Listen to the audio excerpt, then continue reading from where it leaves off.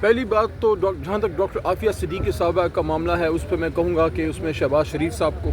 President Zardari صاحب کو، farmer minister جناب بلاول صاحب کو، ہم سب کا سیاسی اختلاف ہے آپس میں، لیکن یہ ایشو ایسا ہے کہ اس پہ کوئی سیاسی اختلاف نہیں ہے، یہ ہم سب کے کا کاز ہے۔ میں سمجھتا ہوں ابھی بھی 2-3 دن ہیں، اور میں بڑے دل کے درد سے یہ کہہ رہا ہوں کہ آپ اپنی کوشش کیجئے۔ کیا پتہ زندگی و موت تو اللہ کے ہاتھ میں ہے، لیکن کل نفس ذائقۃ الموت، کیا پتہ 4 سال بعد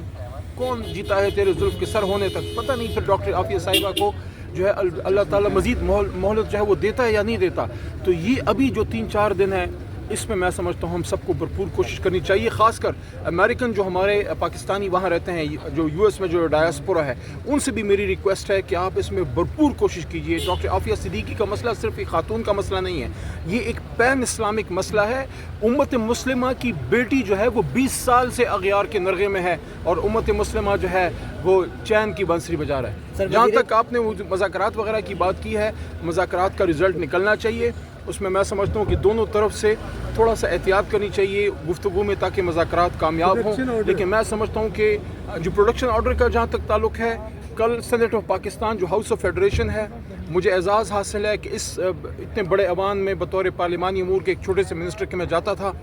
میں نے وہاں بڑا سرو کیا ہے۔ سب سے بڑا ایوان ہے، اس کی خوبصورتی یہ ہے کہ اس میں آبادی کے تناسب سے نہیں، پشتونخوا، پنجاب، سندھ، بلوچستان سب کو ایکول ریپرزنٹیشن ہے۔ ہاؤس آف فیڈریشن کی کل بے توقیری ہوئی ہے، ان کے آپ نے جب پروڈکشن آرڈر جاری نہیں کیے تو آپ نے کسی اور کو نہیں، اپنے آپ کو بے توقیر کیا ہے۔ آپ نے جس وردی والے نے یہ آرڈر نہیں مانا، آپ نے اپنی وردی کی توہین کی ہے، کیونکہ وہ وردی آپ نے جس آئین کے تحت پہنی ہے وہ آئین آپ کو پابند کرتا ہے کہ آئین ساز ادارے کا حکم آپ مانیے۔ سر، وزیر قانون کہتے ہیں کہ P T I N R O مانگ رہی ہے، تو وہ این آر او دے سکتے ہیں؟ ان کے پروڈکشن آرڈر پہ فارمل درآمد ہوتا ہے؟ اس وقت تو 2 طبقات این آر او مانگ رہے ہیں، اسٹیبلشمنٹ کو این آر او چاہیے اور حکومت فارم 47 کو این آر او چاہیے۔ این آر او دینے والا صرف ایک شخص ہے،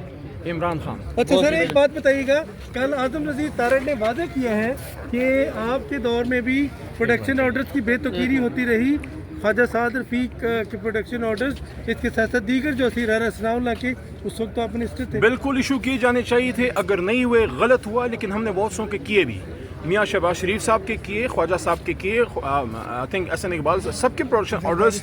جو ہے وہ اسد قیصر صاحب جاری کرتے رہتے تھے، لیکن اگر کسی کے نہیں ہوئے میں غلط کو غلط کہوں گا، ہونے چاہیے تھے۔ لیکن ہم نے جتنے پروڈکشن آرڈر جاری کیے پریشر میں اسد قیصر صاحب نے جاری کیے، آپ اس کا تقابلی جائزہ لے لیں کہ اب زیادہ جاری ہو رہے ہیں یا تب زیادہ جاری ہو رہے ہیں۔ نہیں